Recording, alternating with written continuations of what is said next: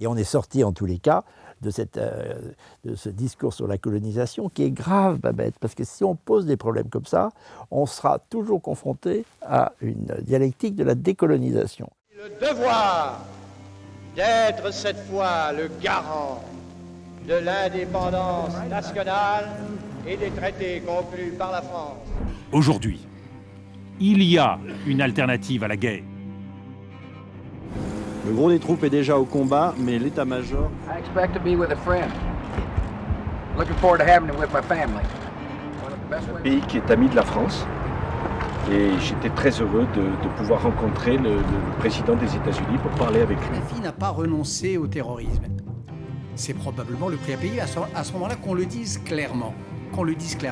Nous sommes dans un moment de confrontation permanente avec la Russie qui utilise en quelque sorte ça. C'est la Russie derrière. En plus, évidemment, des actes de guerre que nous voyons en Ukraine. Nous avons assuré le destin de la France, malgré tous les obstacles qui se dressent sur sa route. Chers amis, bonjour.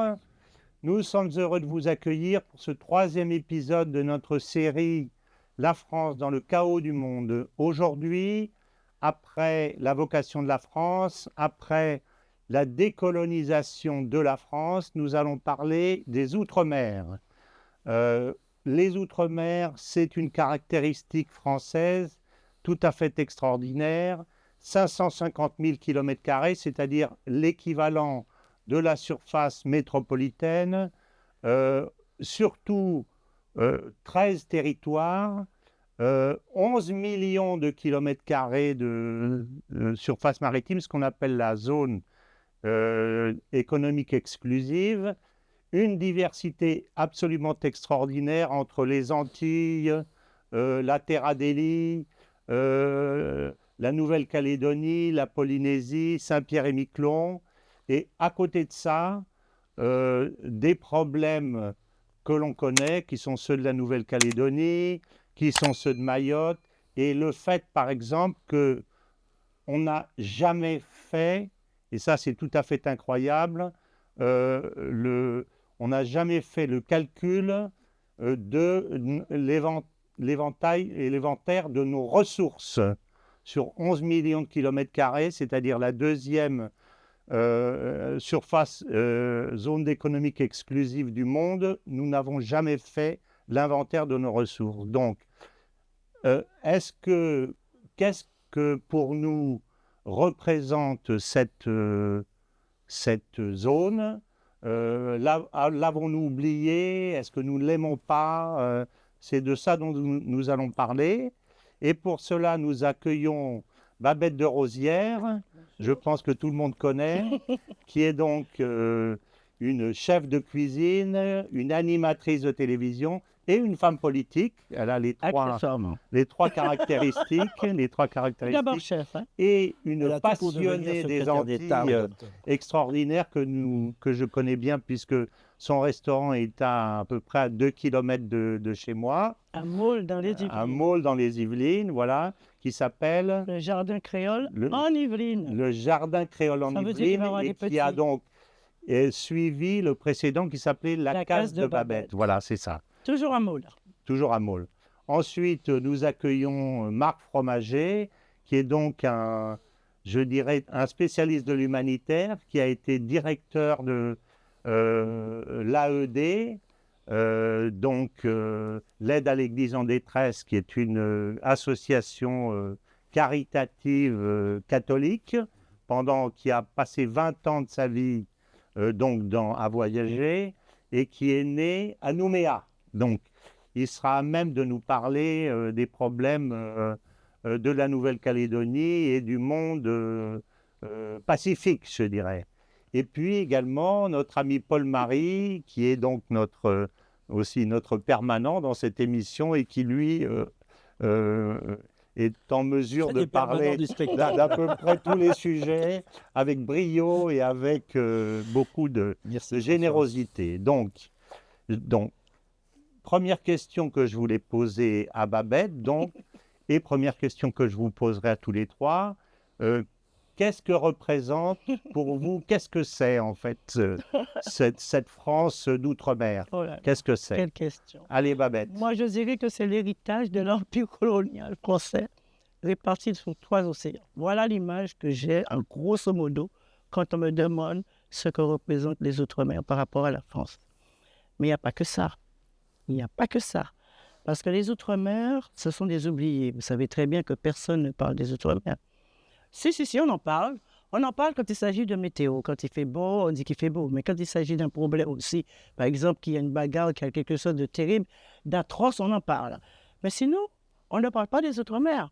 Toute ma vie, j'ai travaillé justement pour véhiculer les problèmes d'abord qui se passent en Outre-mer, pour attirer l'attention de nos dirigeants. J'ai aussi véhiculé la culture des Outre-mer. Ça n'a aucun effet. Moi, je trouve que ça n'a aucun effet. Au contraire, ça s'empire. On me dira que c'est le problème de l'éloignement. Je veux bien le croire. Mais il n'y a pas que. Parce que quand on regarde, quand on est dans les Outre-mer, quand on vit dans les Outre-mer, on n'a pas l'impression d'être en France. Et il y a plusieurs régions comme ça. Je connais bien les Outre-mer, puisque j'ai même fait aussi une mission sur justement ces territoires. Il y a des territoires qui sont français. Et quand on arrive là, comme Mayotte, moi, j'étais complètement dépaysé. Je ne savais même pas si j'étais en France. Quand je suis partie en Nouvelle-Calédonie, en revanche, en Nouvelle-Calédonie, c'est un petit paradis. Je ne m'attendais pas justement à trouver Nouméa comme ça. Mais il n'y a pas que Nouméa. Parce que Nouméa, c'est une chose, mais il faut aller aussi dans l'arrière-pays, dans le nord, pour voir comment vivent les Kanaks. Donc, quand on fait la synthèse de tous ces territoires des Outre-mer, on se rend compte qu'on est, et je le dis, nous sommes les oubliés du système. On compte, et encore, pendant la période électorale, on nous connaît, on nous aime, on vient nous voir, on fait un petit tour et on s'en va. Voilà. Alors, comment on peut m'expliquer, c'est un pays sérieux, la France, qu'on peut avoir 9 ministres des Outre-mer, 9, bientôt peut-être 10, dans la mandature de M. Macron. Voilà. Ça veut dire quoi? Comment on peut avoir une continuité politique dans ces zones-là? C'est pas possible. 9 ministres. Et qu'est-ce qu'on nous met encore? On nous met je n'ai rien contre les franco-marocaines, mais je crois qu'elle est plus à même de parler de la culture marocaine que de la culture des Outre-mer. On nous met un ministre, voilà, qui ne connaît rien des Outre-mer. Et tout le temps, c'est comme ça. Tous les ministres qui passent aux Outre-mer, ce sont des gens qui débarrassent. Et d'ailleurs, autrefois, les Outre-mer, c'était ça. Les Outre-mer, qu'est-ce qu'on faisait? Ça débarrassait. Quand on n'avait pas envie de quelqu'un, on l'envoyait en Outre-mer. Les bagnards en Outre-mer, les gens qui allaient faire courir la gueuse en Outre-mer, tous les malfrats, on les mettait là, ça débarrassait. Mais maintenant, non. On n'est plus la poubelle de la France. Et c'est pour ça que je suis un peu révoltée, parce que quand je vois comment on nous traite, je me dis que ce n'est pas possible. Les qualités des champs, ça n'existe pas. Le chômage, alors n'en parlons pas. Je ferai le détail après, parce qu'il y a beaucoup de choses à dire sur l'outre-mer. Oui, mais j'aimerais qu'on ait un regard sérieux sur l'outre-mer, parce que l'outre-mer, ce sont des régions de France. C'est la France. Donc on mérite le même traitement, même si on est loin. Alors vous voyez, ce qui m'a donné l'idée de faire cette émission, Babette, c'est quand je suis allé chez vous. Quand je suis allé au restaurant et j'ai découvert cette richesse absolument incroyable de cette culture, tellement positive, tellement joyeuse, etc. Et je me suis dit, on a tellement besoin de ça aujourd'hui en France, et on est en France. Or, comme vous dites, on a l'impression qu'on fait comme si toute cette région de France n'existait pas. Oui, j'en suis tout à fait étonné, et c'était ça la question que je voulais vous poser. Là, je suis sage, parce que si moi je dis vraiment ce que je pense crûment de l'outre-mer, ça fera une affaire d'État. Donc je préfère rester... On va en parler plus en détail. Marc, alors... Écoutez, j'espère que ma voisine sera moins sage plus tard dans l'émission. En attendant, je suis d'accord avec elle. On va participer à la création d'un front de revalorisation des dom-toms. Vous l'avez dit tout à l'heure, je suis né à Nouméa. Alors, j'en suis parti à l'âge de 4 ans. Donc, mon expérience ultramarine est tout de même limitée. Alors après, on a habité en Australie longtemps. Vous m'avez dit que vous y êtes retourné. Oui, je suis retourné. Dans votre cœur, donc. Voilà. Et dans votre tête. Donc, vous le suivez, vous y intéressez, vous êtes un... Et non seulement ça, mais j'ai épousé ma femme, donc, qui est née à Pirae, donc près de Papeete, à Tahiti, Tout du monde. en Polynésie française. Et après, je connais très bien les Antilles, la Guyane, la Réunion. Sur les 13 territoires, il y en a quelques-uns où je n'ai pas été. Terra Deli, Voilà. Saint-Pierre et Miquelon. Non plus, mais pour le reste, j'en ai fait quand même pas mal. Et c'est quelque chose qui me tient à cœur. Comme vous le disiez tout à l'heure, Babette, c'est la France. Et en fait, la plupart des dom-toms sont chronologiquement français depuis plus longtemps que certaines parties de la métropole. Absolument. Si on prend Nice et la Savoie, c'est 1860.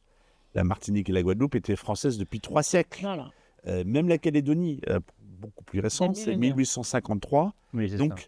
les Calédoniens, enfin la Calédonie en Les tout Kanaks. cas, est plus française que les Niçois et les Savoyards, que j'apprécie beaucoup par ailleurs. Hein. Et donc, c'est très important et on s'en rend peut-être pas forcément compte.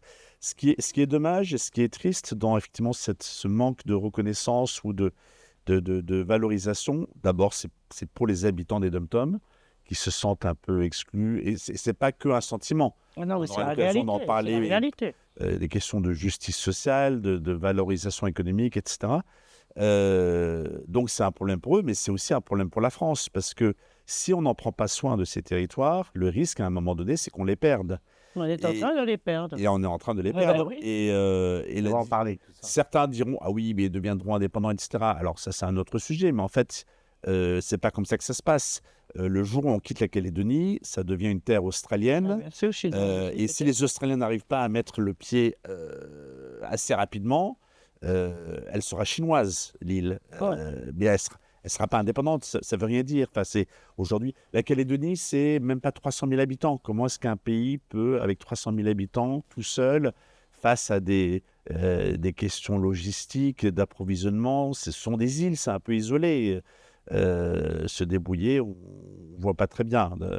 Alors, je ne suis pas en train de dire qu'il ne faut pas réfléchir à leur statut, à leur donner plus de l'autonomie, etc.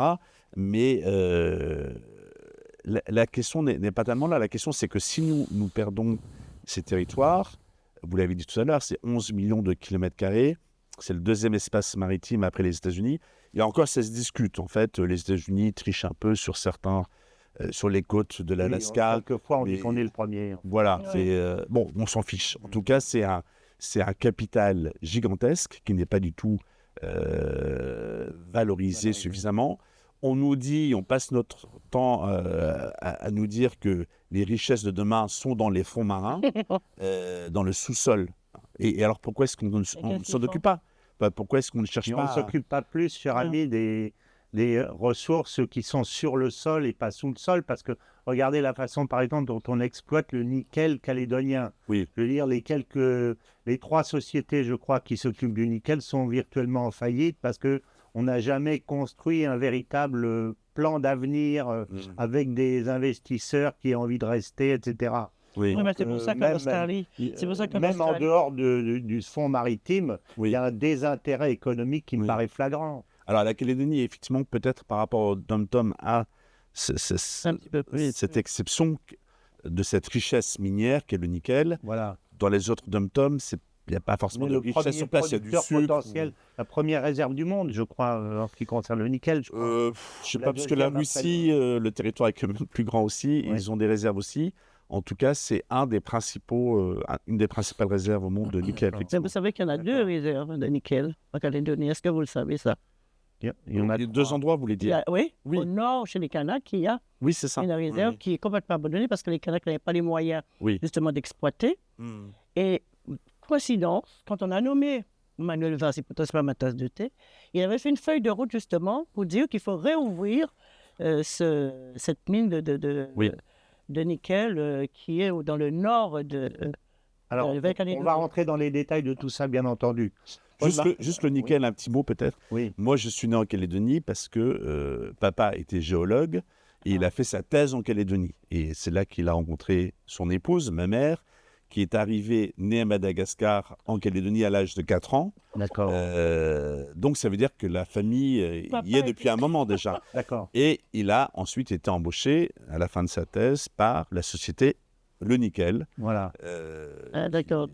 La grande société Voilà, c'est ça. à l'époque qui gérait cette richesse quasi exclusive, pas exclusive, mais en tout cas principale de l'île. Oui, d'accord.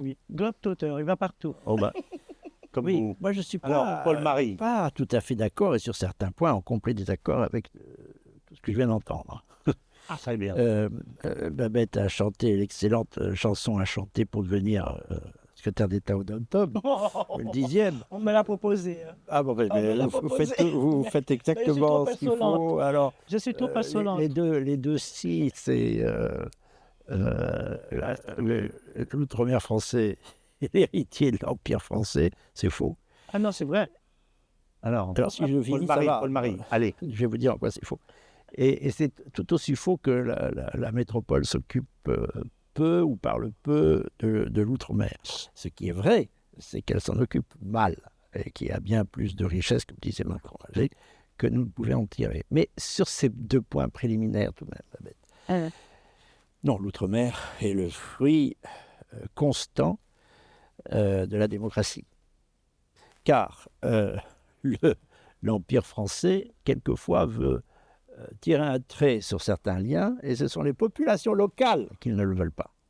À Mayotte, c'est très clair. Il y a eu 2 référendums, le premier 65, le second 72%, pour devenir département français. La France ne le voulait pas. En l'occurrence, Giscard d'Estaing ne le voulait pas. Il y en a, on peut dire la même chose de la Calédonie. On peut il y a dire la 3 même chose. Oui, référendums. je sais. Et c'est ce que j'allais dire. On peut dire la même chose de la Nouvelle-Calédonie. Donc la chanson est le fruit de l'Empire. Ça ne va pas, Babette, parce que ce sont les populations elles-mêmes qui le souhaitent. Et chaque fois qu'il y a un référendum, chaque fois qu'il y a une consultation, c'est le maintien dans ce qui Mais s'appelle la est-ce que ça veut République. dire que historiquement, ce que dit Babette est faux? Non. Par exemple, non. Non. Mayotte, non. Attendez. Mayotte, attendez. Mayotte, c'est le petit dernier. Attendez, Babette. C'est le petit dernier. Comment ça, c'est le petit dernier? Pas du tout. Attendez, s'il vous plaît, laissez-moi parler. Allez-y, Paul-Marie, développez votre... Mayotte a été offerte à la France par le sultan de Mayotte en 1841. C'est même antérieur à Nice et à la Savoie. Alors évidemment, on peut sans cesse répéter, c'est la France, on ne se croirait pas en France ici ou là. Mais je peux vous dire que dans le Cantal, le Cantal ne fait pas l'objet des priorités du gouvernemental. Ils sont peut-être mieux lotis que Mayotte. Et dans le Cantal, on chante aussi la chanson. Mais ils sont peut-être mieux lotis que Mayotte. Donc je reprends, sans parler d'autres départements que je ne nomme pas, où on peut aussi bien dire qu'on n'est pas en France. Tout ça, ce sont des facilités, on les répète depuis longtemps, ça nous fait plaisir, c'est l'autoflagellation permanente. Je peux témoigner que quand j'étais élève à l'ENA, on parlait très souvent des territoires d'outre-mer. Et on envoie en priorité les jeunes énarques faire des stages outre-mer pour renforcer la présence française.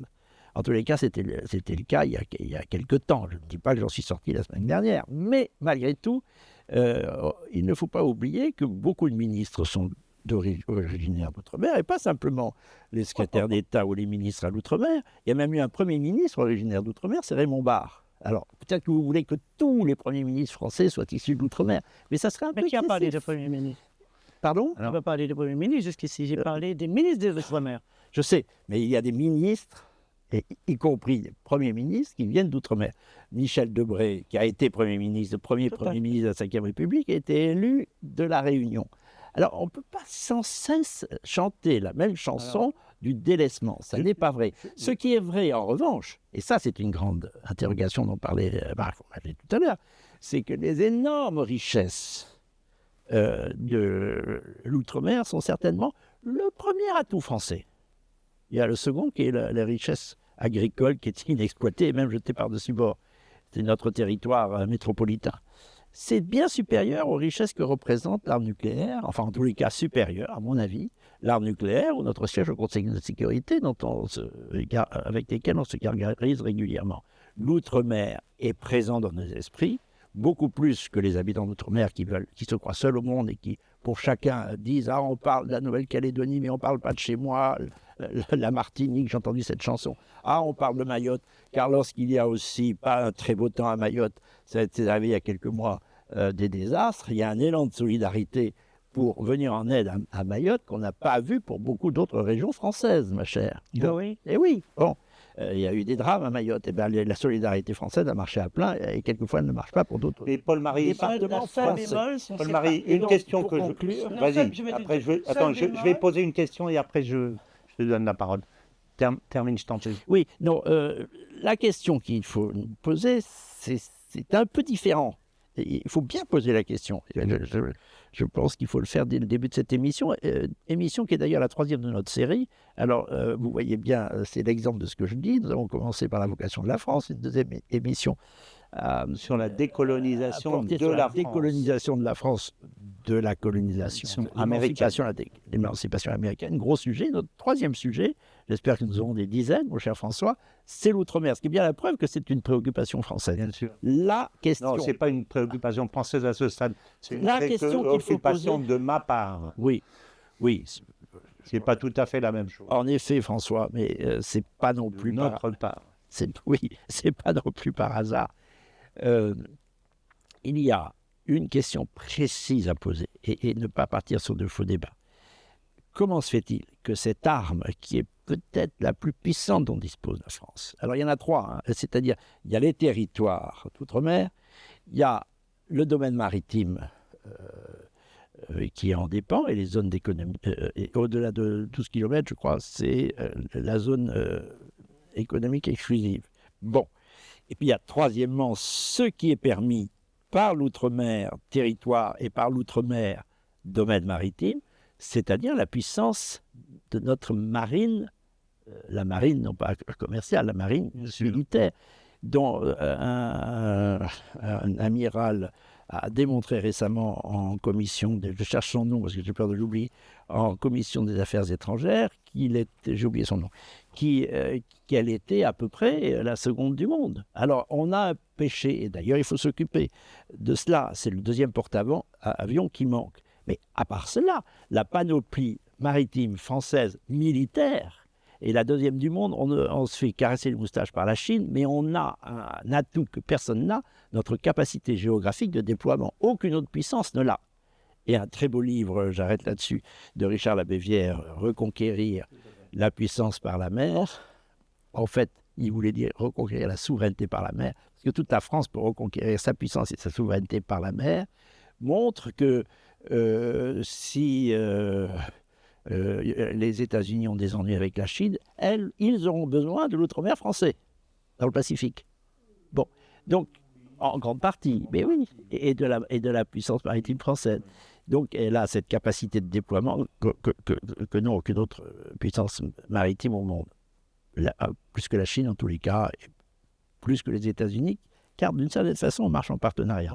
Voilà. Alors, on est derrière, bien sûr, les États-Unis, mais nous ne sommes pas complètement largués et n'abandonnons pas la question à la simple question des territoires d'outre-mer. Il y a aussi la question du domaine maritime et de la puissance militaire. Bien sûr. Alors, je l'avais déjà un peu abordé au début, mais je pense qu'en fait, on ne parle pas de la même chose, parce que moi, je parle de la richesse humaine et culturelle au départ.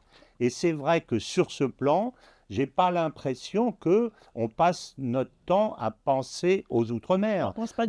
J'ai passé 40 ans à faire du commerce international. Je peux dire que les Suisses ont une pensée internationale dans tout ce qu'ils font. Et nous, en France, nous avons une pensée qui est extrêmement métropolitaine. Alors peut-être qu'on en a parlé. Effectivement, qu'on en parlait à Sciences Po ou à l'ENA, mais aujourd'hui, je n'ai pas l'impression que ce soit le cas. Ça ne veut pas dire que ce que tu dis est faux pour autant sur le plan de la puissance maritime, etc., etc. Mais je voudrais laisser Babette... Bon sur le plan de la puissance maritime. Chers amis d'Omerta, avant de poursuivre cette vidéo, je souhaitais vous partager la situation dans laquelle se trouve notre équipe. En effet, nous faisons l'objet d'attaques et de harcèlement depuis plusieurs mois et tout ça s'intensifie depuis quelques semaines. L'objet de ces attaques, c'est tout simplement le travail qu'Omerta produit depuis 3 ans sur un certain nombre de sujets en se rendant sur le terrain où les médias mainstream ou les médias internet ne souhaitent ou ne peuvent se rendre. Ukraine, immigration, mais aussi wokisme, transsexualité, pédocriminalité et bien d'autres sujets. Tout ce que nous avons traité depuis 3 ans chez Omerta, que ce soit dans notre magazine ou sur notre application mobile, dérange le système et ce système a aujourd'hui décidé d'intensifier la pression sur notre société. Pour soutenir notre travail, pour soutenir la liberté d'expression, alors soutenez dès maintenant Omerta en effectuant un don défiscalisé à hauteur de 66%. Pour un don de 100 € versé à Omerta, vous ne payez en réalité que 34 €. Ces dons, ils sont indispensables en cette fin d'année pour garantir la qualité et la quantité de notre travail. Vous le savez, Omerta ne bénéficie d'aucune subvention publique et nous avons besoin de vous maintenant plus que jamais. Un grand merci et bon visionnage. Ce sont des vraies régions de France qui méritent d'être traitées exactement comme des régions de la France. Et si on fait un tour d'horizon en Outre-mer, quel que soit dans les 9 territoires, disons, ça ne correspond pas du tout à la France. Les gens de l'Outre-mer ont des... Mais en parlant du seuil de pauvreté, le seuil de pauvreté, il y a 900 000 personnes là-bas qui vivent au-dessous du seuil de pauvreté, entre 500, dans les Outre-mer, entre 500 et 1000 €, quand ils ont 1000 €, pour moi, c'est beaucoup. Il y a tout un tas de problèmes en Outre-mer. Quand vous dites que la vie est belle en Outre-mer, ce n'est pas vrai. Il y a le chômage. Je n'ai pas dit ça. Ben oui, vous ne connaissez pas je n'ai pas résumé les Outre-mer à la plage et au Vous ne connaissez pas cocotier. du tout les Outre-mer. Quand vous parlez comme ça, je vous dis, je suis désolé, vous ne connaissez pas les problèmes de l'Outre-mer. Il y a l'éloignement qui fait beaucoup, qui fait qu'on nous oublie. Et c'est vrai, nous sommes les oubliés du système. Et tout le monde le dit. Alors, sur quoi vous appuyez-vous pour dire que les Outre-mer, c'est presque le paradis à vous entendre? Tout le monde ne le dit Alors, pas. C'est pas parce que ce que je voudrais, moi, c'est qu'on rentre un peu dans le concret à ce stade, c'est-à-dire, il y a des choses... moi, globalement, je comprends le constat général que vous faites, Babette, et je comprends aussi ce que dit Paul-Marie par rapport au fait qu'on néglige la puissance. Ça c'est ce que je retiens. Mais ce que je voudrais, c'est qu'on regarde. Il y a des choses qui marchent et des choses qui ne marchent pas. Et puis après, dans un deuxième temps, je voudrais qu'on se pose la question de pourquoi. Pourquoi ça ne marche pas? J'ai déjà mes idées, mais je voudrais écouter les vôtres. Donc, est-ce qu'on peut regarder un peu dans le concret? Il n'y a pas que des choses qui ne marchent pas aussi. Il y a des choses qui fonctionnent. On a une richesse de personnes, en particulier dans le sport. Ce que nous donnent les Antilles est totalement extraordinaire. Donc, il y a des réussites extraordinaires. Donc, Marc... on a aussi une richesse au niveau des Miss France, puisqu'on vient à nouveau d'avoir Miss France, Miss Polynésie. Vous voyez qu'il y a Miss France, mais il n'y a pas que ça. Il y a tout le sport aussi. C'est la fierté de la France. Bien sûr. Quand les Outre-mer gagnent, c'est la France qui gagne. Ils sont contents. Oui. Hein, ça nous apporte au moins ça. Alors, la question du délaissement, moi, je crois que c'est aussi c'est un petit peu le syndrome de l'insularité. Oui. Lorsqu'on est il y a ça qui joue dans aussi, une île, on a un peu l'impression d'être tout seul. C'est pas Robinson Crusoe tout de même. Hein. L'île de la Réunion, c'est 850 000 habitants. Enfin, c'est des embouteillages tout le temps à Saint-Denis, la capitale de l'île. Donc, je modère le propos sur Robinson Crusoe et d'être totalement isolé. Mais c'est vrai qu'il y a toujours quand même ce sentiment de... et puis d'être loin de la métropole. Donc, du coup, je crois que... Alors, c'est en partie vrai. Peut-être que la métropole ne s'occupe pas assez des dom-toms, mais les dom-toms, enfin, les habitants des dom-toms ont, je crois, naturellement, du fait de ce que je viens de dire, ce sentiment d'être un petit peu...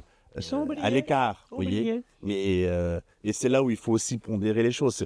On n'y peut rien si la Calédonie, c'est à 17 000 km de Paris, il y a entre 10 et 12 heures de décalage horaire, donc même pour se parler avec quelqu'un là-bas, c'est compliqué, parce qu'il faut bien choisir son créneau. Je ne parle même pas d'approvisionnement, parce que c'est un des gros problèmes des dom-toms, c'est qu'en fait, la plupart des biens, y compris de l'alimentation, est importée. Et donc, avec un surcoût lié à la vie est très chère. Distance, la vie est chère.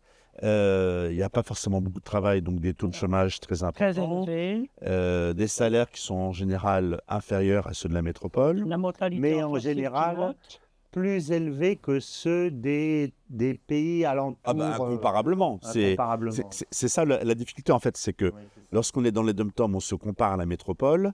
Par exemple, en Guyane, mais on oublie qu'il y a le Brésil et le Suriname à côté. Il suffit avec une pirogue parce que les fleuves, l'Oyapock et le Moroni ne sont pas très larges. Ça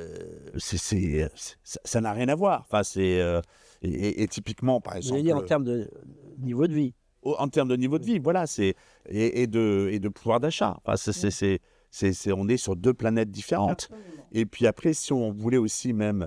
Donc ça, c'est un côté positif, disons. Oui. Si on veut faire le bilan un peu de positif-négatif. Tout à fait. Et puis même, historiquement, on peut regarder par exemple ce qui s'est passé là où nous sommes partis.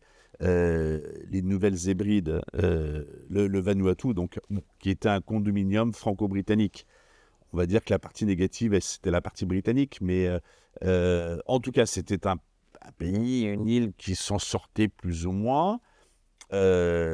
Lorsque nous sommes partis, un an plus tard, ils s'étaient revenus dans un niveau de pauvreté et d'abandon, Oui. mais vraiment catastrophique. Par contre, les chefs politiques, eux, je pense qu'ils étaient très riches, mais ils avaient plutôt leur compte à la Bank of China, probablement. Oui. Il y a des terres qui ont été françaises, comme les Afars, les Issa, la Somalie. Giscard d'Estaing les a abandonnés. Oh non, je ne sais pas. Quoi? Parce qu'il n'y a même pas eu de référendum, pour le coup. Ils n'en étaient pas heureux. Et ils sont tombés dans une pauvreté extrême. C'est ça. On peut dire autant des îles des Antilles. Donc, et on peut peut-être moins de la Nouvelle-Calédonie, mais c'est le cas de l'ensemble de l'outre-mer français. Typiquement, si la Nouvelle-Calédonie et les Nouvelles Hébrides, enfin le Vanuatu. Alors, c'était deux îles qui étaient très proches. Est tombé dans une misère terrible. Voilà. Alors que la Calédonie s'en sort encore. Et une dépendance vis-à-vis de puissances extérieures, n'est-ce pas? Tout à fait. C'est la question. Avec des élites complètement corrompues que l'appartenance à la France leur est victime pendant longtemps. Et ils ont la nostalgie de la présence française. Oui. Donc c'est pour ça que je te reprenais, Babette. Tutoyons-nous en dépit des usages, mais puisque nous le faisons dans la vie, faisons-le. Je te promets qu'il y a loin de l'entreprise impérialiste. Je veux te dire, en Guadeloupe, dans les territoires, on souffre de beaucoup de choses. Mais on souffre partout, ma chère, sur la terre. Mais non, c'est pire que... Non, tu sais, au niveau de la banane, qui est la culture phare... Ah, ça, c'est l'Europe. Voilà, c'est l'Europe. Mais c'est aussi la Guadeloupe, c'est la Martinique, c'est territoire.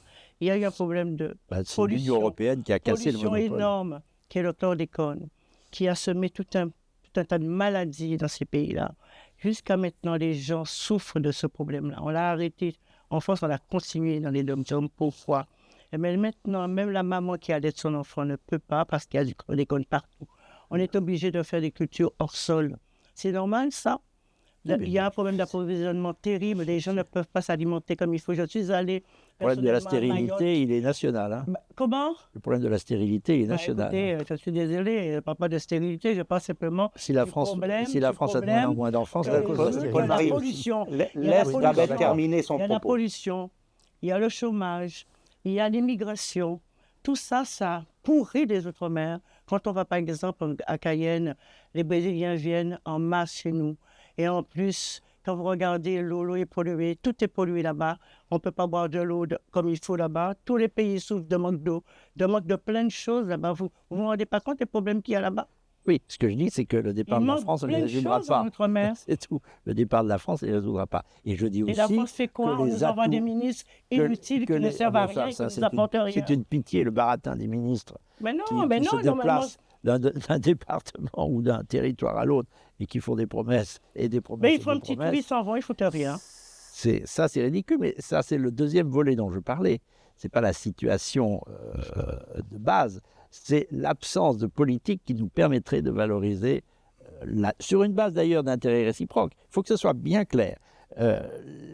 L'outre-mer français a besoin de la métropole et la métropole a besoin. C'est l'intérêt des uns et des autres. La métropole devrait commencer par envoyer des vrais ministres chez nous pour essayer de faire une continuité de la politique de la France.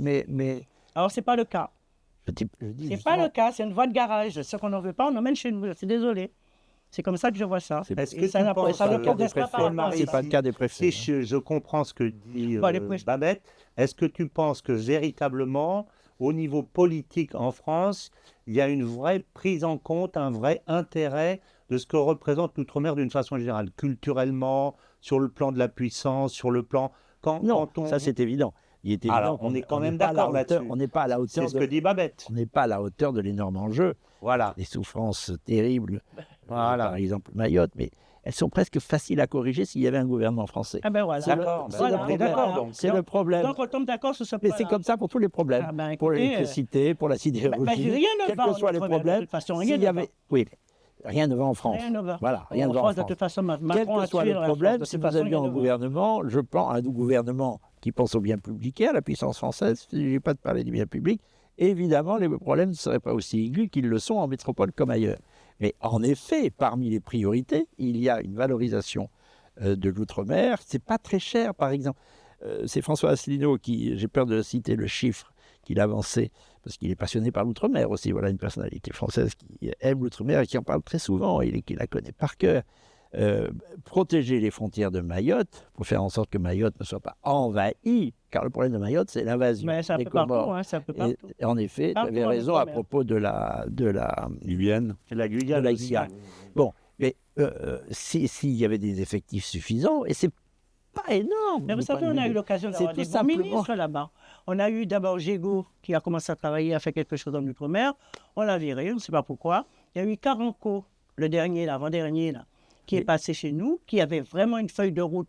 La veille, il était au Sénat, il a tout dit, ce qui est un programme vraiment intéressant pour l'outre-mer. On l'a viré. Et puis Manuel Valls, je ne le connais pas mieux que ça, mais il avait commencé à faire aussi une feuille de route. Viré. Ça veut dire que tous les bons ministres qui passent chez nous, on les vire et on nous envoie quoi? Des déchets. Voilà. C'est le constat que je Est-ce que, fais. Babette, Et là, est-ce que on peut vous faire ce pensez, constat pour tous les problèmes. pardon. Oui. Est-ce que vous pensez que ça a toujours été comme ça ou est-ce que c'est un phénomène récent? Heureusement, Par ça a exemple, pas- à l'époque de De Gaulle, ça n'a est-ce pas que c'était toujours été comme ça. Voilà. C'est un C'est la question que phénomène je voudrais moderne, on peut dire. C'est un D'accord. phénomène moderne. Mais ça n'a pas toujours été comme ça. Mais maintenant, les Outre-mer sont complètement dégradés. D'accord. Quand on va en Outre-mer, moi j'ai honte personnellement, quand je vais, par exemple, en Guadeloupe, après Tapit, tout est. Il faut voir, on dirait un taudis. On n'a pas l'impression dans un centre-ville. Il n'y a rien qui se fait comme ici. Les routes ne sont pas. Enfin, s'il faut faire l'énumération de tout ce qui ne va pas en Outre-mer, on sera là. Je vais me fâcher d'abord et on sera là jusqu'à demain matin. Parce que moi, je connais bien, je souffre de ça. Moi, je me suis toujours battu pour l'Outre-mer. J'ai toujours défendu les Outre-mer. Sur le plan culturel, déjà, pour la cuisine, parce que la cuisine, c'est quand même la reconnaissance du peuple. J'ai tout fait pour mettre en avant les Outre-mer. Quand je suis arrivé à Paris, on ne parle pas d'Outre-mer. Même moi, quand j'ai commencé à faire une première émission de cuisine, ici, à France Télévisions, qui était l'ORTF à l'époque, je suis arrivé avec un citron vert. C'est rien, un citron vert. On m'a dit non, on m'a ri au nez en me disant que mon citron n'était pas mûr. C'est pour dire comment ils voyaient les Outre-mer. Ils ne savaient même pas que les Outre-mer existaient. Quand j'envoyais des films en Guadeloupe, on l'envoyait en Martinique, on me mettait Guadeloupe en Martinique. Ils ne connaissaient pas l'existence des Outre-mer. C'est maintenant, il y a très peu de temps qu'on parle des Outre-mer, parce que évidemment le ciel s'est ouvert, les gens voyagent un peu plus, mais avant on ne parlait pas des Outre-mer du tout. Si on disait qu'il faut aller là, on n'avait pas besoin d'un fonctionnaire, on envoyait là, on ne savait pas où mettre quelqu'un, on envoyait aux Outre-mer, ça servait qu'à ça. Moi je suis désolé de vous dire ça, c'est ça.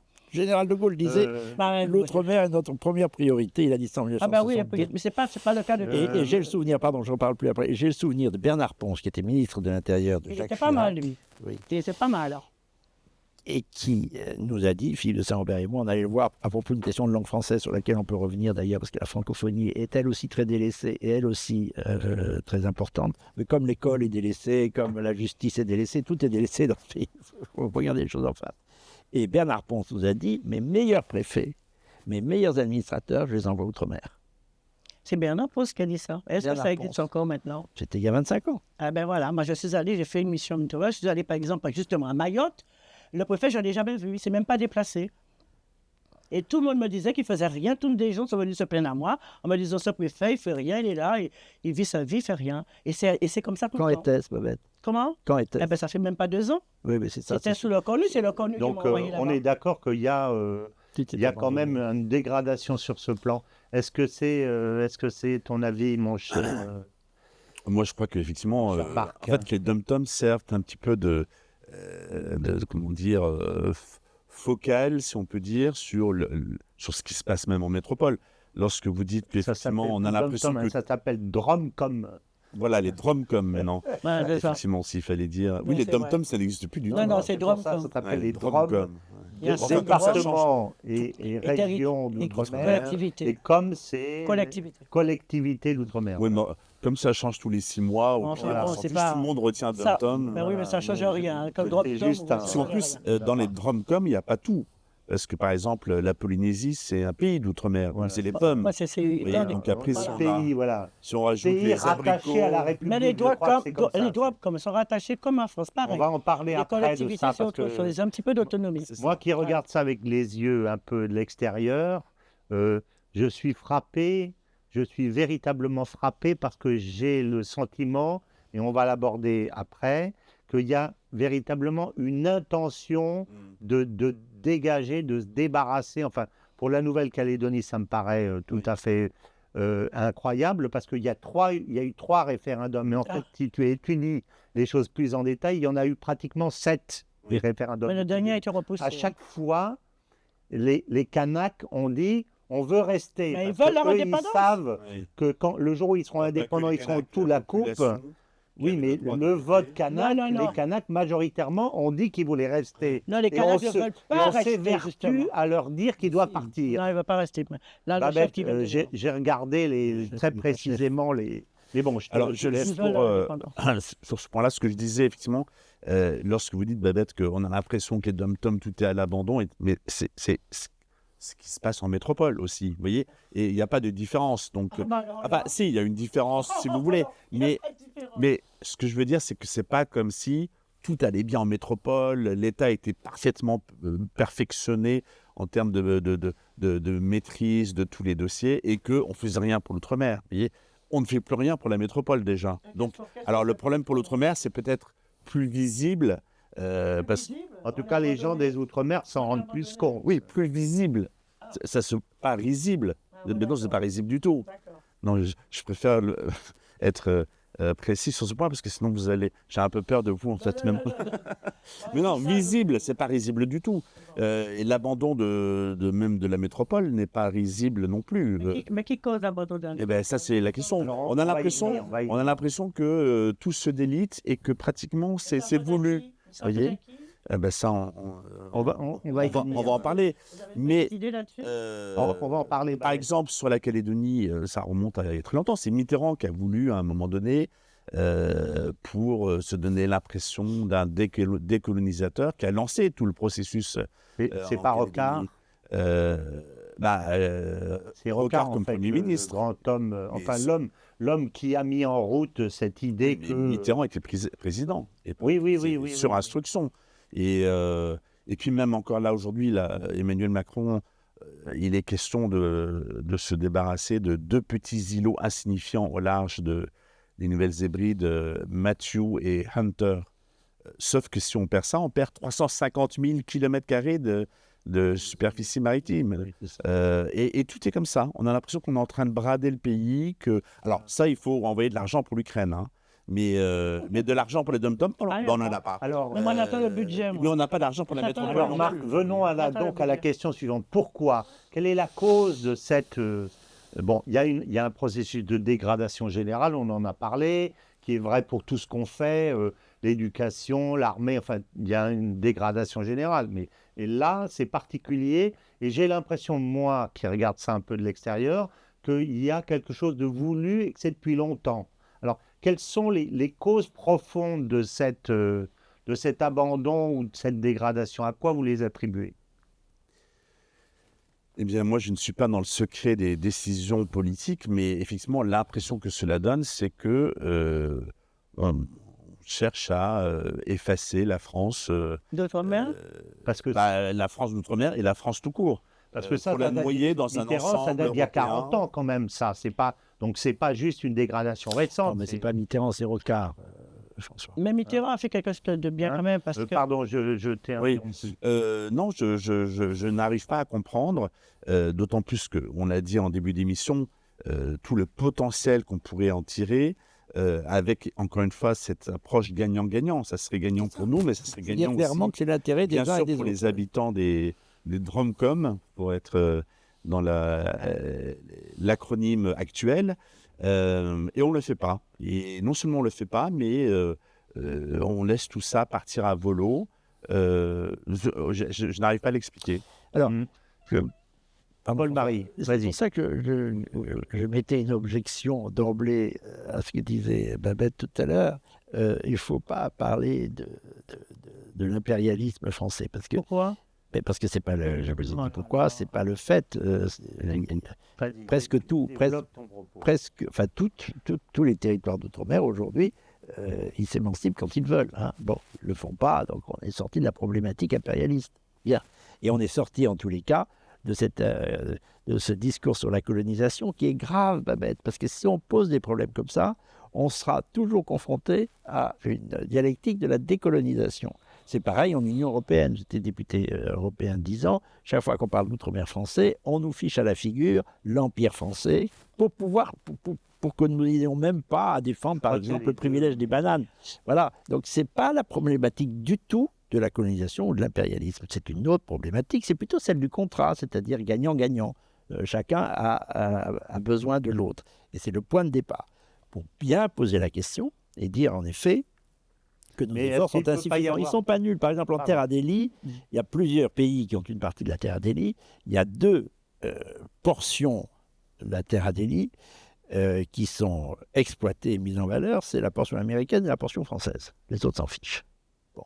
Enfin, ils laissent à volo. Alors que nous avons des bases scientifiques et que très certainement la terre Adélie fait partie aussi de la puissance française. Bien sûr. Donc, on ne part pas de rien du tout. Et de toute façon, l'argent dépensé dans l'outre-mer français, ça compte aussi. Hein. Bon. Et en parlant d'argent, je fais juste une parenthèse. Mayotte, quand il y a eu le cyclone et tout ça, oui. On a envoyé beaucoup, vous avez dit ça tout à l'heure, on a envoyé beaucoup d'aides. Où sont passées ces aides? Parce que rien n'a été fait. Il n'y a aucune école de construire, rien n'a été fait. Les dispensaires, les hôpitaux, tout ce qu'on avait promis, ce n'est pas fait. L'argent est passé où? Ce n'est pas une question d'argent. Ben ouais, mais oui, mais on a envoyé de l'argent. De protection du territoire de Mayotte. Ben oui, ouais. En attendant. Ce qu'il faut envoyer d'abord, c'est des gendarmes. Mais vous savez que le ministère des Outre-mer s'appelait avant le ministère des Colonies. Ça, vous le savez, ça? Et c'était que toujours, d'ailleurs. Non. Ministère des Colonies, est-ce que vous le savez, ça? Non, mais non, c'est faux. Ah ben non, c'est pas faux, pas du tout. Parce que nous, on a été colonisés là-bas. Vous ne le savez pas non plus. Babette, le ministère des Colonies, ça valait pour toutes les colonies françaises, africaines notamment. Et ça encore une fois, on peut tout recycler, refaire toute l'analyse de l'outre-mer français sous l'angle, la gauche le fait, obstinément, de la colonisation. Mais si on entre dans la thématique de la colonisation, alors à ce moment-là, il faut partir partout. Et puis tant pis pour vous, parce que chaque fois que un territoire d'outre-mer a quitté l'orbite française, il est tombé dans la pauvreté. Mais la vraie pauvreté, pas la pauvreté qui se plaint, la pauvreté qui est muette. Vous parlez d'Haïti. Vous parlez d'Haïti. La Somalie. Vous parlez d'Haïti. Et d'Haïti, par exemple. Et des Comores. Mais non. Et des Comores, etc. À Anjouan, la misère est bien plus grande à Anjouan qui est une des Comores. Alors, mais que fait le gouvernement justement pour arrêter l'immigration, pour arrêter la pollution? Et c'est ce dont je parle. Pour que la vie soit meilleure là-bas, parce qu'on dit que contre la vie chère, tout est plus cher là-bas. 40%. Que fait les fonctionnaires qui sont ici à Paris, qu'on envoie là-bas, que la France et quand ils arrivent là-bas, sur leur salaire, ils ont 40% de plus. Tout à l'heure, la France est à l'abandon depuis 20 ans, il n'y a pas qu'outre-mer. Je vous dis, pourquoi les outre-mer ne sont pas traités comme la France? Par exemple, un fonctionnaire qui est ici, qui a travaillé ici, qui part là-bas, automatiquement, il a 40% de vie chère sur son salaire. Le même fonctionnaire antillais ou ultramarin part là-bas, il n'a rien. Il n'a pas rien, il a... Non, il n'a pas les 40%. Mais non, parce qu'il n'est pas expatrié. Pourquoi? Ah ben bon, parce qu'il n'est pas expatrié. Il n'y a pas de c'est la raison. C'est uniquement la raison. Voilà. Donc ça veut dire que la vie est chère pour celui qui vient là-bas et qui a 40% de vie chère, et la vie n'est pas chère pour les gens qui vivent là-bas. La distribution d'ailleurs dans les Antilles est aux mains d'une famille ou de 2 familles. C'est pour aller les béquer. Oui. Et qui sont celles qui s'en foutent plein les poches. Je suis désolé. Mais aidés par l'État parce qu'ils ont même été des Coréens, des commandants, etc. Juste un petit mot sur l'expatriation. Et là, je voudrais souligner un peu ce que dit Paul-Marie.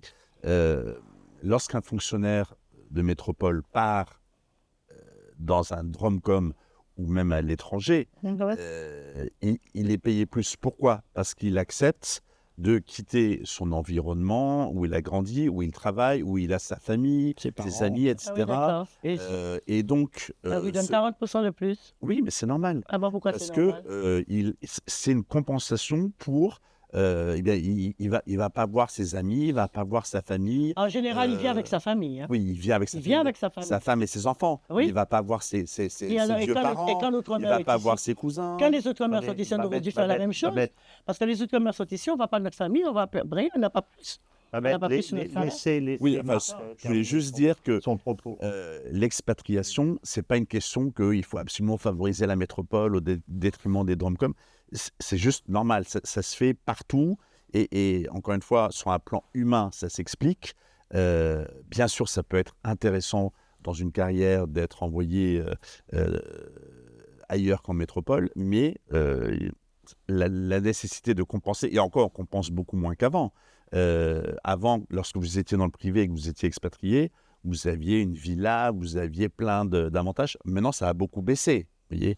Alors peut-être qu'au niveau de l'État, les fonctionnaires, là, peut-être ça n'a pas autant baissé que ça. Je vais vous donner un exemple. Mais encore une fois, c'est normal de compenser un peu l'éloignement, vous voyez, de son environnement. Un exemple.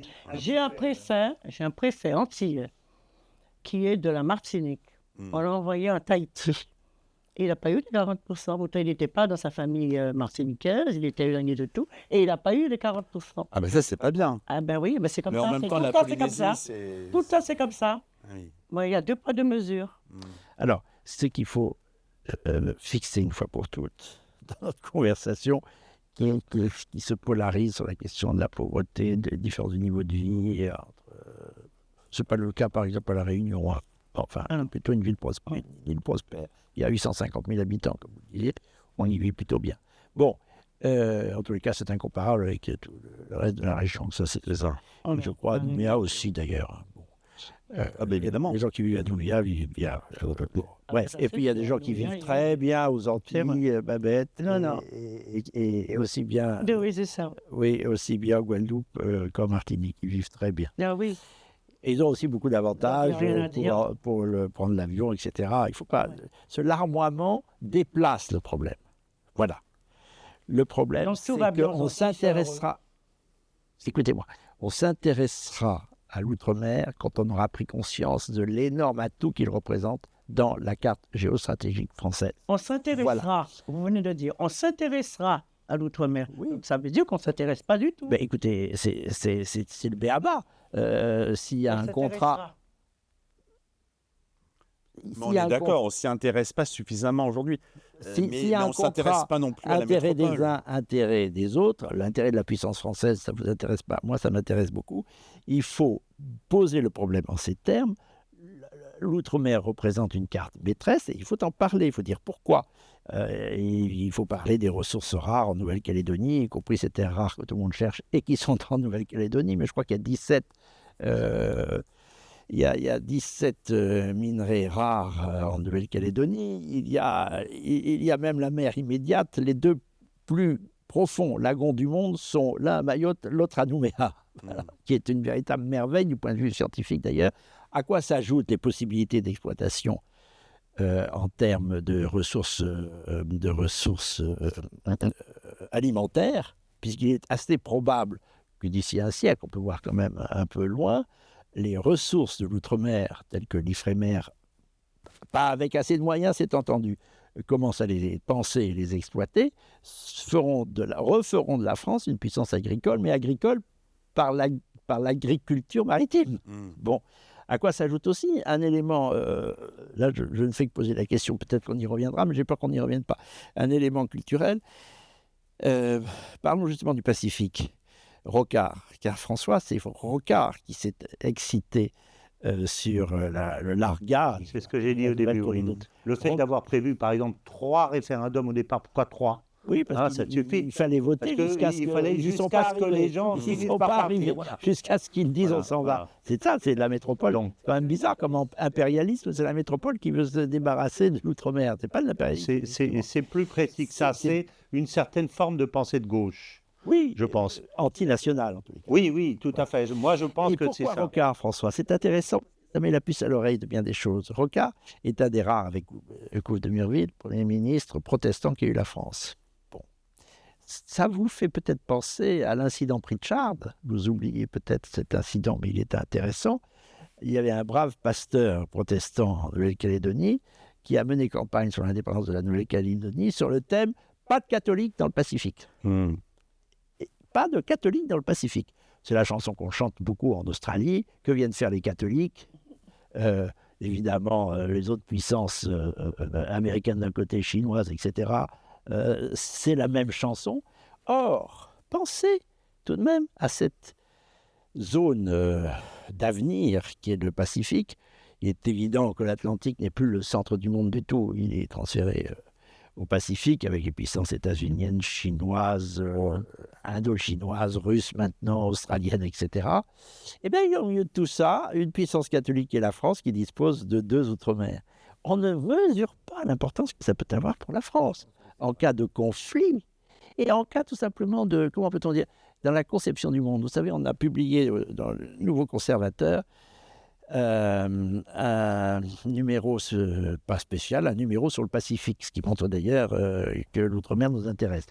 Eh bien, on a établi, c'est Francis Joubert qui a établi ce diagnostic, c'est plutôt un scientifique. Il montre que tous les pôles les plus dynamiques du transhumanisme, alors en Californie, en Chine, qu'est-ce que c'est le transhumanisme ? C'est la réduction de la vie à la machine. Voilà, c'est la vie qui s'associe à la machine jusqu'à ce que la machine prenne, l'intelligence artificielle, par exemple, prenne le dessus. Bon, et tout ça, ça se passe autour du Pacifique. Mais dans le Pacifique, ils sont bien.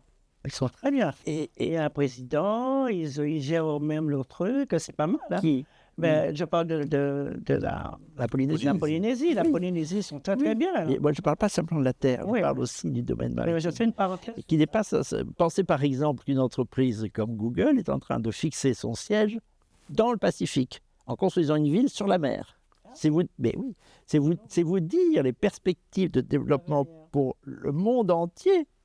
Parce que je ne parle pas simplement au territoire d'outre-mer, mais à la mer dans son ensemble. Je suis axé sur les outre-mer. Moi, quand vous parlez des Pacifiques, je sais bien, ma chère, je pense à la Polynésie. Moi, je suis axé sur les intérêts de la France. Je pense à la Polynésie, tout simplement. Bon. Et il faut, c'est pour ça qu'il faut se débarrasser de la fausse manière de poser des questions pour poser. Et l'outre-mer s'en portera mieux au sens des départements et territoires d'outre-mer, ou territoires d'outre-mer en termes génériques, qu'ils s'en porteront d'autant mieux que les Français. Parce qu'il n'y a pas que les élites françaises, il y a aussi les Français eux-mêmes qui n'y pensent pas assez, qui n'ont pas la tête dans le monde, en réalité. Oui, il y en a plein qui ne connaissent pas. Dans cette émission, ils savent même pas la France dans le chaos du monde. Nous ne pensons pas mondial. Les Français, c'est tout à fait. Et rien c'était bien mon constat, voilà. Or, s'ils pensaient mondial, ils découvriraient que l'avenir, et pour beaucoup de choses, les ressources alimentaires, et pas simplement, ont quelque chose à voir avec la mer, et il se trouve justement que la France a d'énormes atouts, mais qu'elle n'utilise pas. Ça, je suis d'accord. Qu'on dise des choses comme ça, qu'on dise les choses comme ça, c'est vrai. Ça nous fait prendre conscience des efforts à faire. Alors, on est sur cette partie, ce que j'essayais de vous faire dire, enfin dans le diagnostic, c'est quelles sont les raisons profondes qui font que ça ne marche pas ou alors, si on résume un peu, évidemment, il y a la question de l'éloignement dont vous avez parlé. Il y a la question du désintérêt de la métropole qui, quelque part, s'y intéresse au moment des élections. Voilà. Il y a les questions géopolitiques, géoculturelles dont tu as parlé. On a besoin de faire des essais, on va là-bas, en Polynésie, ça sert à ça. Quels sont encore il y a plein de choses qu'il y a d'autres raisons dont on n'a pas parlé. Et après, on parlera des solutions. Il faudrait qu'on parle des solutions dans la deuxième partie. Il y a plein de choses qui vont pas dans sa globalité dans les Outre-mer. Il faut savoir que chaque territoire se ressemble, mais on n'a pas la même culture. On fonctionne pas seulement ce qui ne marche pas, ça vous en avez longuement parlé, mais quelles sont les causes profondes? C'est ça qu'il faudrait qu'on essaye de comprendre. Alors, c'est déjà la position du gouvernement par rapport au regard qu'il a sur les Outre-mer, peut-être. Peut-être. Parce que si les gouvernements s'occupent un petit peu plus de ce qui se passe là-bas en profondeur, peut-être qu'on aurait pu trouver des solutions autres que ce que nous vivons maintenant. C'est que les gouvernements ne s'intéressent pas à l'avenir de la France, point. Oui, mais maintenant, oui. Maintenant, oui, les gouvernements ne s'occupent pas du tout. Là, maintenant, c'est fini. Là. Le gouvernement, c'est même pas où se trouve la France. Et la France est légitime parce qu'ils ne sont même pas souverains, donc on ne parle pour rien. Marc. Eh bien, on a commencé à y répondre tout à l'heure. Les causes profondes, elles sont liées à une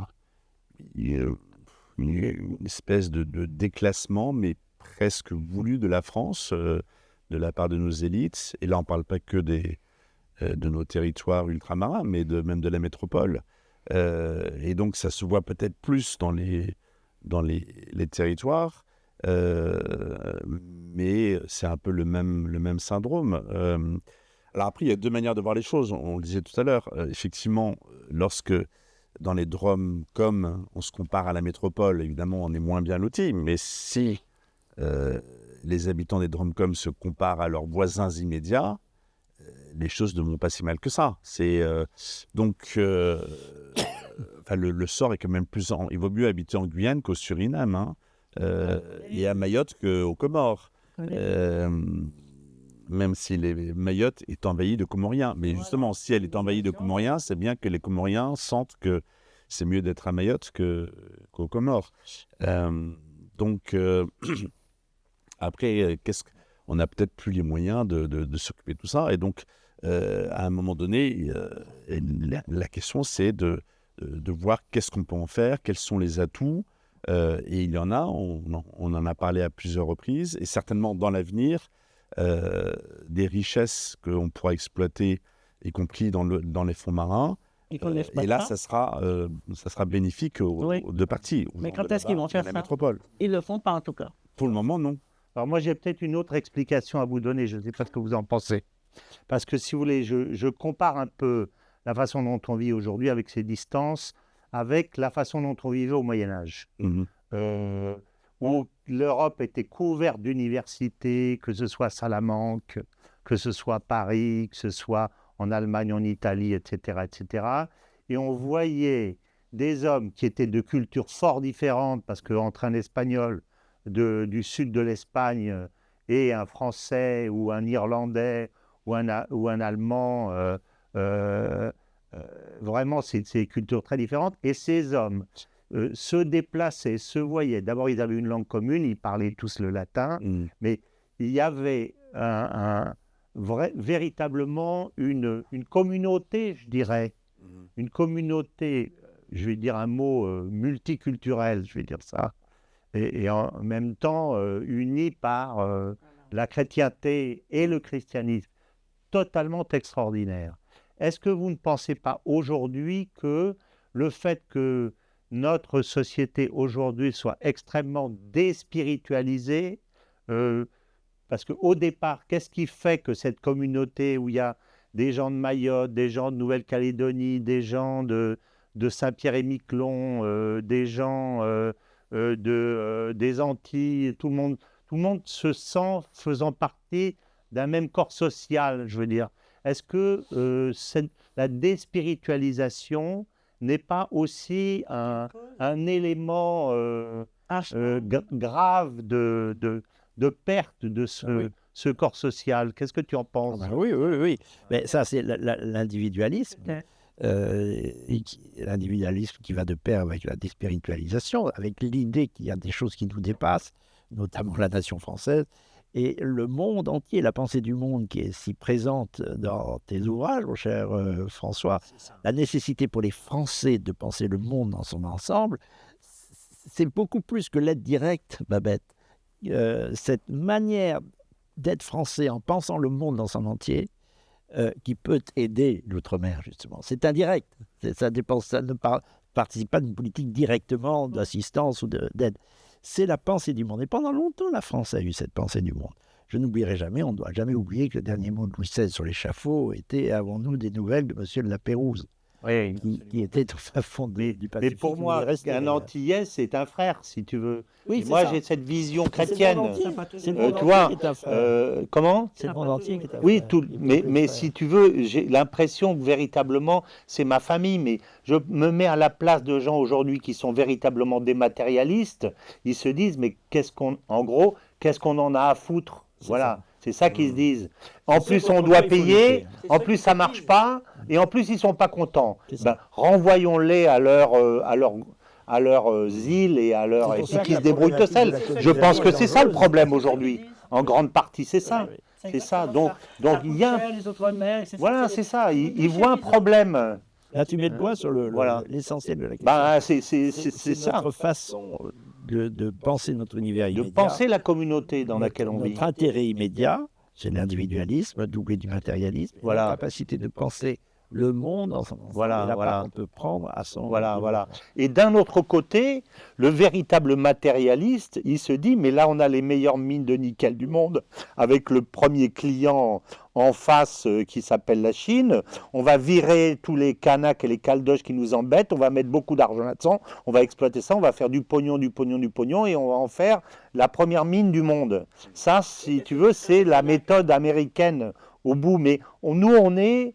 au milieu, ni dans l'un ni dans l'autre. Donc, on n'exploite pas et on n'aime pas, tu veux dire, tu vois. Donc, je me demande si quelque part, ce hiatus que vous venez de décrire chacun avec vos mots et en envoyant une partie, il n'y a pas quelque part cette perte de substance qui est profonde, qu'on a abordé lors de notre première émission, qui est celle de la vocation de la France, quoi. Si dans une France qui assume véritablement sa vocation, je pense qu'on aurait trouvé un chemin politique qui aurait amené les hommes d'affaires à venir en Nouvelle-Calédonie. Mais moi, je suis un homme d'affaires. Aujourd'hui, si on me dit, ça fait 3, 4, 5, 6, 7 référendums, et attends, on n'a pas encore proposé un plan d'investissement, moi, j'y vais pas. Hein. Si je me dis, si je dois mettre des millions là-dedans pour que dans 2 ans, on dise, bon, ça y est, vous êtes indépendants, débrouillez-vous, ben, j'y vais pas. Donc, moi, j'attends. Donc, on est incapable de voir le long terme. On est incapable de voir les communautés, on est incapable de voir la richesse, et on voit que les problèmes. Donc ça ne peut pas marcher si c'est comme ça. Mais on ne développe pas la richesse non plus, parce que de toute façon, le truc de nickel, là, c'est fermé là, pour l'instant. C'est fermé, on ne l'exploite plus. Si c'est fermé. Non, je pense qu'ils sont en dépôt de bilan, il y a un problème de toute façon. Oui, tu vois, il y a un problème. C'est ahurissant, rien que ça, c'est ahurissant. Je veux dire. Après, Les gens ont peur d'investir. L'explication religieuse, oui, dans le sens... Je ne dis pas religieuse, je dis spirituelle, hein, oui, plus que religieuse. Je veux bien, je ne suis pas sûr qu'elle soit prépondérante.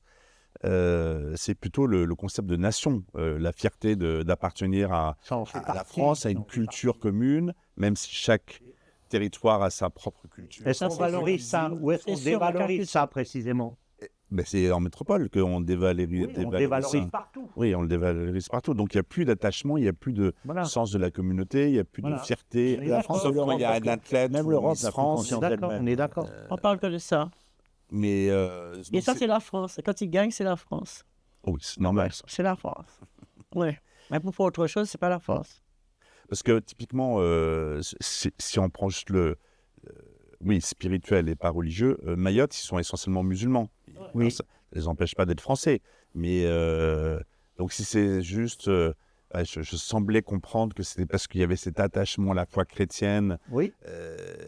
Au départ. Dans un certain nombre de rom-coms. Les gens sont très attachés à la religion là-bas. Ah bah de toute façon, vous avez la messe à Saint-Louis-d'Antin. S'il n'y avait pas les Antillais aujourd'hui, je ne sais pas qui il y a. Hein, ils sont très vous voyez comme on vous accueille dans nos églises à Paris. Heureusement que vous êtes là d'ailleurs.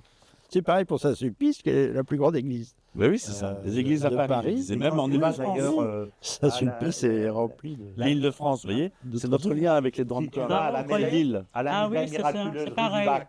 C'est pareil. Exactement la même chose. L'Île-de-France, la Corse aussi, c'est pareil.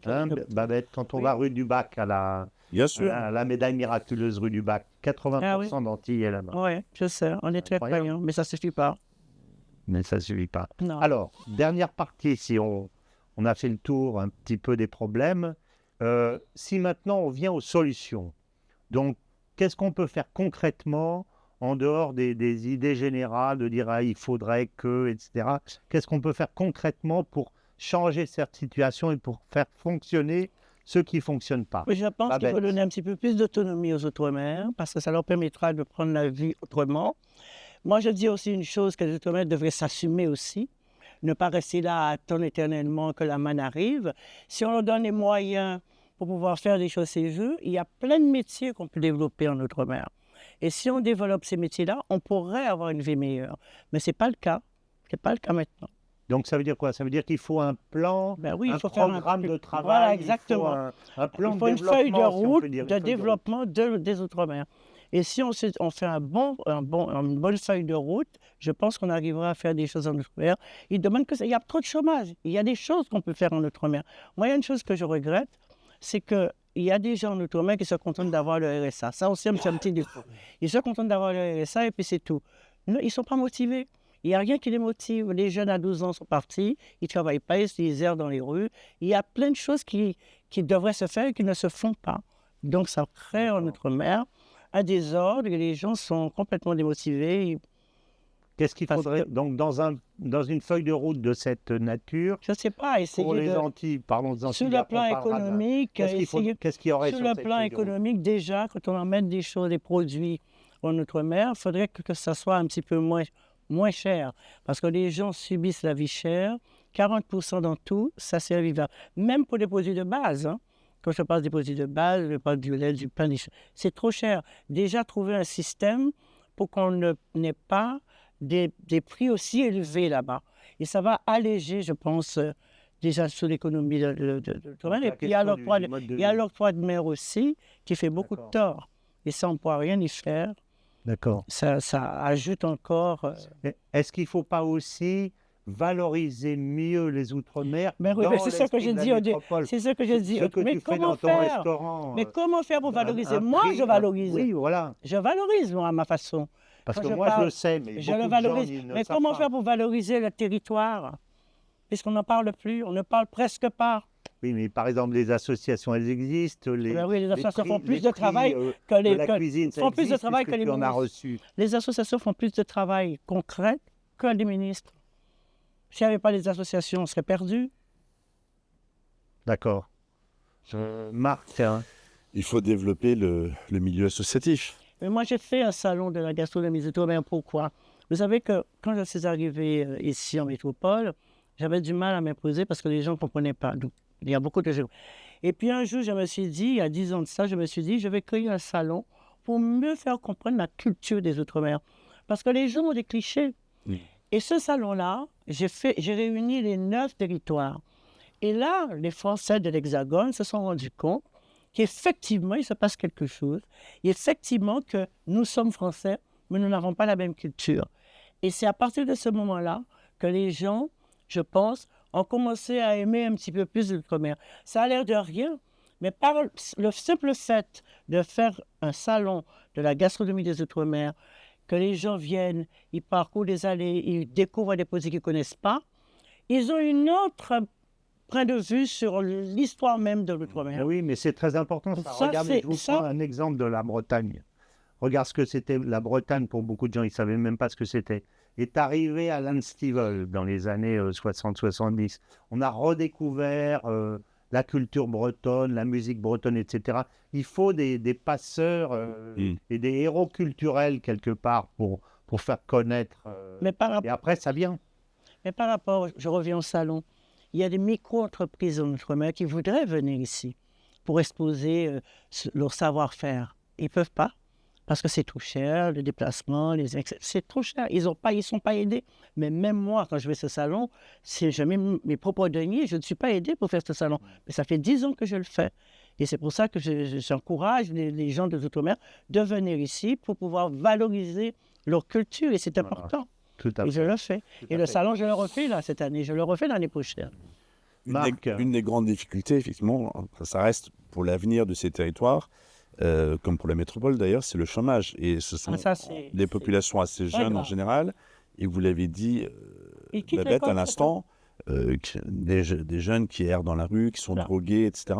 On ne doit pas leur donner. Alors si là-dessus, donc c'est déjà un petit peu infecté, on rajoute un discours anti-français sur la colonisation, etc. Oui, ça va pas. Évidemment, ça prend feu. Ah oui, ça ne va pas du tout. Et ça se transforme en émeutes régulières, notamment celles qu'on a eues en Calédonie récemment, comme si d'un seul coup la France était responsable de tout. Mais la question, déjà on ne sait pas résoudre le chômage ici en métropole.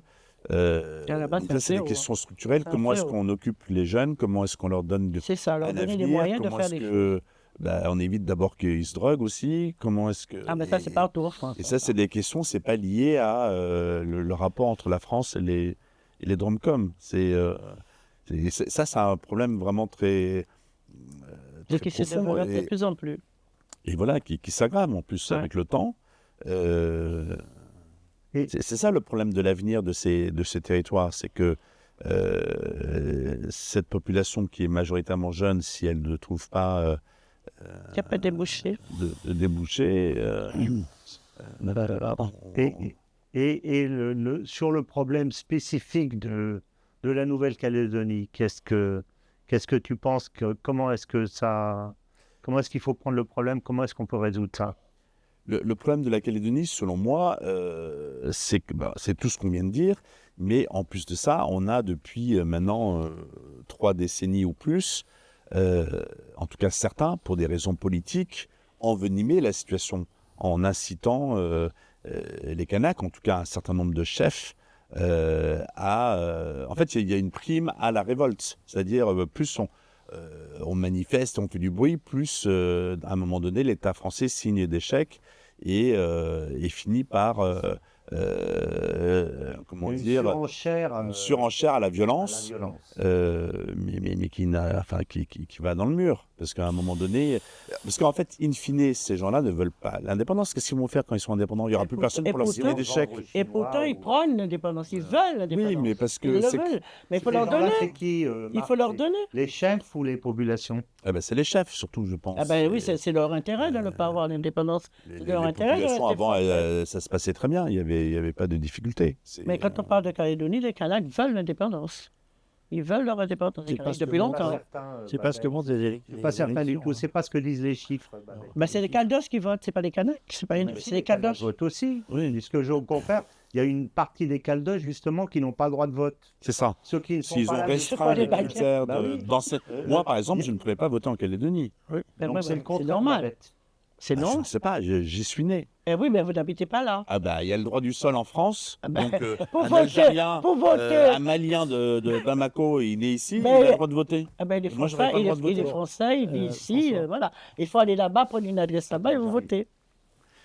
Je vais faire ça. C'est ça qu'il faut faire. Surtout là, il fait un peu froid en métropole. C'est ça qu'il faut faire. Il faut aller là-bas. Peut-être aussi, comme disait Babette tout à l'heure, dire à un moment donné, il faut tirer un trait, non, sur les référendums successifs. Évidemment. Et dire, voilà, maintenant on est ensemble, les Calédoniens ont voté, voilà le résultat, et puis qu'est-ce qu'on construit? Donc faire un plan de développement, là aussi, pour remotiver tout le monde, peut-être. De toute façon, la Nouvelle-Calédonie va partir de la France. On parle que de la prochaine indépendance, mais on ne dit pas ce qu'on veut construire ensemble. C'est ce qu'on veut aussi, finalement, à un moment donné, ceux qui organisent ça. C'est comme pour l'Union européenne. On nous faisait voter dans chaque pays tant qu'on n'avait pas voté correctement, c'est-à-dire en faveur de l'intégration européenne. Voilà. Et il y avait des référendums successifs jusqu'au moment où on votait bien. Et à partir de là, il n'y avait plus de référendum de manière surprenante. Même si le traité de Lisbonne, etc., on avait voté contre, ça a quand même été pris pour. On a l'impression que en Calédonie, c'est la même chose. Il y a des référendums tant que les résultats ne... Pour les fatiguer, alors. C'est ça. Oui, pour les fatiguer, c'est ça. Tant qu'on n'aura pas les résultats. Mais en attendant, moi, je suis allé en Nouvelle-Calédonie et c'est l'ambassadeur d'Australie qui m'a reçu. Il faut voir que les Australiens attendent justement que la France, pour récupérer justement la Nouvelle-Calédonie, et les Chinois aussi, on est très ouverts sur les Calédonies. Mais c'est ce qu'on disait, c'est ce qu'on a dit tout à l'heure. Donc là, ça va. Je pense que la Nouvelle-Calédonie va partir. C'est le premier qui va partir. Oui, mais les Australiens, ils sont gourmands, mais ils n'auront rien. Chinois, espérons. Entre les Australiens et les Chinois, qu'est-ce qui sera mieux je ne sais pas. Alors, moi, ce que j'ai entendu de la part de personnes qui connaissent bien, qui sont dans le monde du renseignement ou de la gendarmerie, etc., c'est qu'en fait, les Chinois, ça ne les intéresse pas, parce que eux, ce qu'ils veulent, c'est des petits îlots, je vais dire, pas chers et petits et sans problème, où ils puissent faire une base pour leurs sous-marins au milieu du Pacifique, mais en fait, d'hériter d'une certaine façon de territoires comme celle-là, contrairement à ce que je pensais moi en disant stratégiquement ça peut les intéresser, m'a dit non, ça ne les intéresse pas du tout. Et est-ce que vous connaissez Saint-Pierre-et-Miquelon? Non, malheureusement. Saint-Pierre-et-Miquelon, je suis allé là-bas. Avant, c'était la pêche à la morue qui faisait vivre justement cette partie du monde. Mais maintenant, il n'y a plus de morue. Pourquoi? Parce que vous avez vu ce qu'a fait le Canada? Et ils ont pris toute la pêche, c'est les Canadiens. Là, on ne peut plus pêcher de la morue. Paul-Marie, je voulais t'interroger sur cette partie, qu'est-ce qu'on peut faire, mais plus sur la partie que tu as développée toi-même, c'est-à-dire zone économique exclusive, puissance maritime. Il me semble là aussi qu'il y a un hiatus total entre les moyens dont nous disposons pour protéger cette zone, parce que pour l'instant, on n'est pas encore très attaqué. Alors attends, je voudrais terminer ma question. On n'est pas très attaqué aujourd'hui par les puissances maritimes étrangères comme les Chinois, etc., qui veulent nous prendre telle ou telle partie. Mais ça va venir un jour, parce que la chasse aux ressources, on voit, est lancée. Or, on n'a pas les moyens aujourd'hui de se défendre. Justement. Qu'est-ce que tu en penses? Comme nous avons choisi ce sujet, François, nous avions bien dit qu'il est à 3 volets. Il y a dom-tom, ce qu'on appelait les territoires d'outre-mer, les populations d'outre-mer. C'est un volet.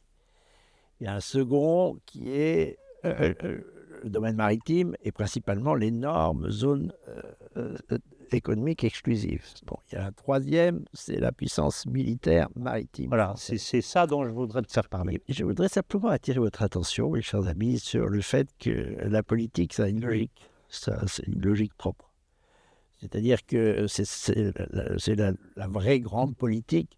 C'est l'idée de traiter les problèmes, pas nécessairement où ils se posent, mais là où il y a des causes et donc des solutions.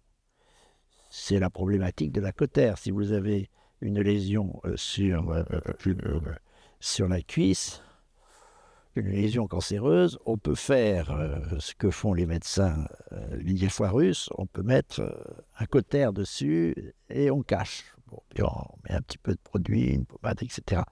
Ça, c'est la très mauvaise politique. Ça n'est pas là où les problèmes se posent qu'il y a des solutions.